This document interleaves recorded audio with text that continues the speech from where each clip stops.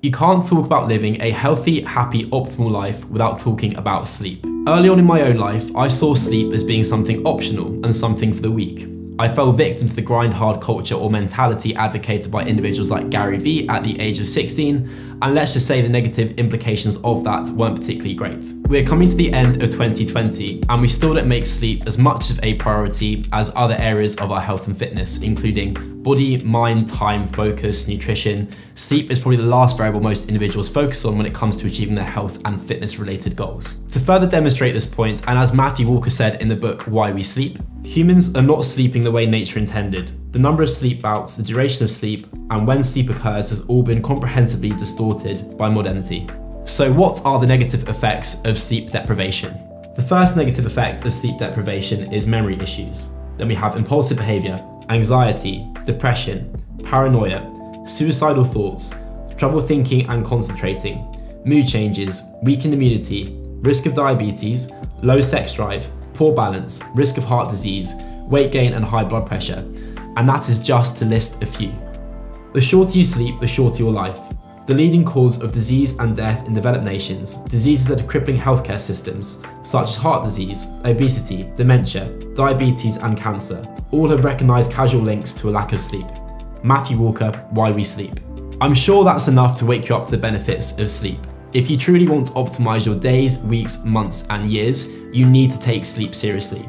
In this video, I'm going to share with you 3 rules in order to make that happen. Before I do that, let's dive into sleep success by numbers. To tap into the powerful effects of quality sleep, monitoring both your short-term and long-term sleep habits is an absolute key. Besides self-rated sleep quality, many variables of sleep efficiency can be tracked by consumer-based sleep trackers like an Oura Ring, which I'm wearing right here. Oura measures sleep using sensors that gauge body signals, including your resting heart rate variability, body temperature, respiratory rate, and movement, to determine your sleep patterns. So what kind of numbers are we aiming for when it comes to your sleep and the quality of your sleep? We're aiming for 7 to 9 hours of total sleep time, deep, slow wave sleep for 20% of total sleep time, REM sleep for 20 to 25% of total sleep time, falling asleep in less than 15 minutes, little to no nocturnal awakenings, little to no snoring or restless movements during the night, increased heart rate variability, including high frequency components during the night, including parasympathetic nervous system activation.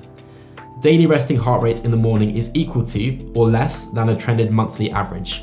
Sleep hack number 1, hacking light. Optimizing your circadian rhythm for energetic days and restful nights. Our objective here is to line your circadian rhythm with natural day and night cycles. Although in modern times, the majority of us spend the bulk of our time in indoor facilities or under artificial light, our physiology is intimately connected with natural day and night cycles. So what is your circadian rhythm? Circadian rhythms are ancient evolutionary biological processes that are linked with the natural cycles of the day, essentially when the sun rises and the sun sets. Your circadian rhythm is your biological clock and plays a very intimate role in controlling our physiology, our metabolism, our mood, and also our ability to sleep and regulate our sleep start and end times. The most apparent circadian rhythm disruptions occur when we travel abroad, or we travel through multiple time zones, or maybe on a transatlantic flight. But in our day-to-day lives, in modern day-to-day lives, living in a light-polluted environment like we are based in right now is obviously very disruptive when it comes to regulating your circadian rhythm also. Much less severely so, but something which most people neglect or are not aware of. One crucial element of hacking your sleep is very consciously aligning your day with natural day and night cycles, essentially rising with the sun and also going to bed as the sun sets. This in turn regulates and actions the proper secretion of hormones and neurotransmitters like serotonin, melatonin, and cortisol, which play a very important part in regulating our ability to sleep optimally. Blue light exposure in the morning helps optimize our sleep-wake hormones. During the daytime, blue light dominates, which suppresses melatonin production. Melatonin is a hormone which regulates our sleep-wake cycles. By signaling to the brain it is time to go to sleep. Melatonin is secreted by the brain towards the end of the day, as we approach total darkness. Early blue light exposure can help optimize melatonin secretion, and as a result of that, optimize our sleep drive for when we want it to occur, essentially making us want to go to bed towards the end of the day rather than in the middle of the night. So how do we go about eliminating blue light spectrum light in order to ensure we go to bed on time and our sleep is optimized? In the evening, the decrease in blue light exposure is the signal for our body to start producing melatonin and ramp up for sleep. Modern devices such as TVs, iPads, your desktop, your phone, whatever it may be, essentially fool our body into thinking it is daytime once again, and therefore increase the production of cortisol and actually minimize the production of melatonin, making it more difficult for us to fall asleep on time and regularly. According to one 2014 study, using these devices may lead to disruption in your circadian rhythmicity. As a result of this, we will experience decreased sleep latency, less REM sleep, and much more of a feeling of morning grogginess first thing upon waking. To put this hack into effect, you can do the following. Refrain from using blue light emitting devices in the evening. Use night mode on the device or programs like Flux to filter out the blue wavelengths in the evening. Wear blue light blocking glasses at sundown.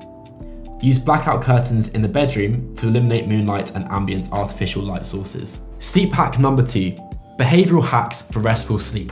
These behavioral hacks may put us in a state of mind and body that is more conducive to restful sleep. These hacks are in part derived from sleep hygiene tips that are important parts of proper sleep routines. Our first behavioral hack for restful sleep is practicing relaxation exercises like meditation and yoga. Relaxation exercises and lifestyle practices like meditation, deep breathing, and yoga create physiological changes in the brain similar to that of sleep. Developing a consistent practice and nighttime routine can benefit both sleep quality and quantity. So, to put this hack into play, we do the following. Try a 7 to 20 minute guided mindfulness meditation or yoga session as part of your bedtime routine. Keep the yoga poses light. While more intense exercise in the early part of the day can facilitate sleep, they may increase cortisol and keep us awake if done near bedtime. Wearable biofeedback headbands such as Sleep Shepherd track brainwaves with EEG sensors and output binaural beats to produce brainwave patterns that are conducive to sleep. Lower your body temperature before bedtime. In addition to light, temperature is another cue the body uses to signal sleep. Before the start of a sleep cycle, our body temperature naturally falls a few degrees. Keeping cool at bedtime can increase sleep efficiency and sleep onset. In order to optimize temperature, follow these hacks. Keep the bedroom between 60 to 68 degrees Fahrenheit, that's between 18 degrees Celsius to 21 degrees Celsius. Take a shower or bath before bed. While it may seem that this would increase body temperature, it actually draws blood flow towards the surface. Here, heat more easily radiates to the environment, lowering our body temperature. If you guys live in an environment where you don't have air conditioning available to you, like I do have in my current environment, I'd also advocate opening the windows at least an hour or two prior to bed as well, if you want to optimize temperature. Obviously, this is difficult in the winter if you live in Europe because it's more difficult in terms of temperature regulation. Obviously, it's being very cold, of course. But again, massively advocate that in terms of air quality also. Go to bed and wake up at the same time every day. I cannot stress this point enough. It is so incredibly important when it comes to optimizing your sleep. Consistent sleep-wake routines can be very effective for supporting healthy circadian rhythms. Since we sleep in roughly 90-minute cycles, it can be beneficial to have our wake time reflect an even amount of cycles. When we wake up in the middle of the night, especially in deeper stages of non-REM sleep, we'll experience a greater degree of sleep inertia or grogginess. To put this into effect, we'll do the following. Start the bedtime routine at the same time every day, and set the alarm for the same time every morning, even on weekends. Additionally, using the bed only for sleep reinforces a healthy sleep-wake cycle, and more strongly reinforces the link between the bed and sleep, which may make falling asleep much easier.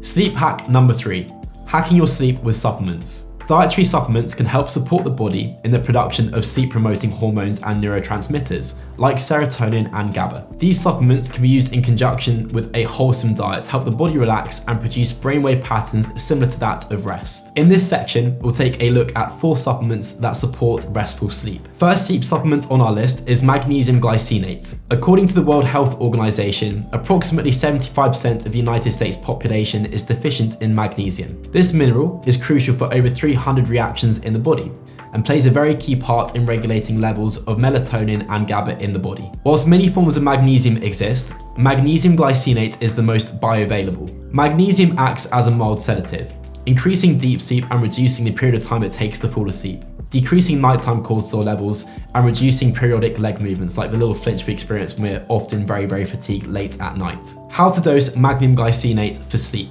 200 to 400 milligrams depending on individual sensitivity and baseline magnesium levels. To maximize the therapeutic potential of a supplement, it can be taken with calcium citrate, which synergizes with magnesium and supports high quality sleep.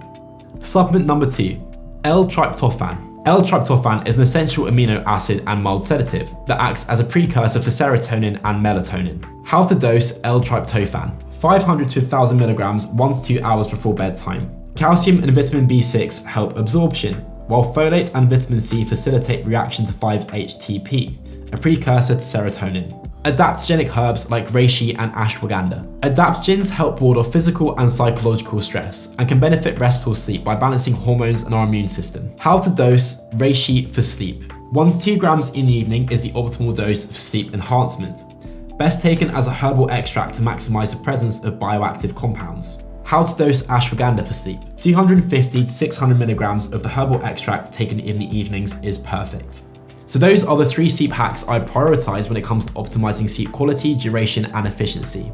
Now let's move into the other variables you might want to focus on when it comes to improving your sleep. First and foremost, you want to be aware of your caffeine consumption and the half-life of caffeine. If you are still consuming caffeine, I definitely advise consuming your last cup of coffee, cup of tea, whatever it may be, dark chocolate sauce also, prior to midday. The reason being the half-life of caffeine can span around 10 hours for some individuals, depending on their sensitivity levels. So regulating your caffeine consumption and being aware of it is very important when it comes to optimizing your sleep quality. Another variable to be aware of will be meal consumption and timing of your last meal. If you are to consume a very calorically dense meal, very close to your sleep start time, you experience a lack of quality sleep and efficiency, and potentially a delayed onset of sleep also, primarily as a result of body temperature being heightened and obviously your body digesting the food source you have just consumed. Personally speaking, I go to bed at 11 o'clock at night and therefore consume my last meal at roughly 5 to 6 p.m. depending on my day and how much work I have to complete in that given day. My last meal is actually my least dense when it comes to calories, as opposed to my lunchtime meal being the most considerate when it comes to calorie consumption, for this very, very simple reason. The last sleep hack I will cover is actually something I've covered previously in this video already, but I cannot stress the significance of enough. It is consistent sleep start and end times. If you're a young individual or any individual watching this piece of content and you're going to bed at 10 o'clock one night, and on Saturday evening going to bed at 2, 3, 4 in the morning, you will experience very compromised sleep quality for the remainder of that week. The reason being you've caused such a degree of circadian rhythm disruption, your body doesn't know what time it should be going to bed and what time it should be waking up. I cannot stress it enough, make sure you're going to bed at the same time every single day and waking up at the same time every day. Thanks for watching this piece of content. If you engaged with it or found out something new today, please make sure you leave the video a like and a thumbs up, subscribe to the channel of course, and comment any questions you have below in the comment section. If you are, however, a high-performing entrepreneur doing 6, 7, or 8 figures with your business, make sure you check out the Peak Performance Program, which is my service, my high-ticket service, which we are working with entrepreneurs to optimize their sleep, nutrition, body, mind, time, and focus so they can dominate their market and competition in the business space. I'll see you guys in the next one. I'm now going to go off to sleep. Cringe.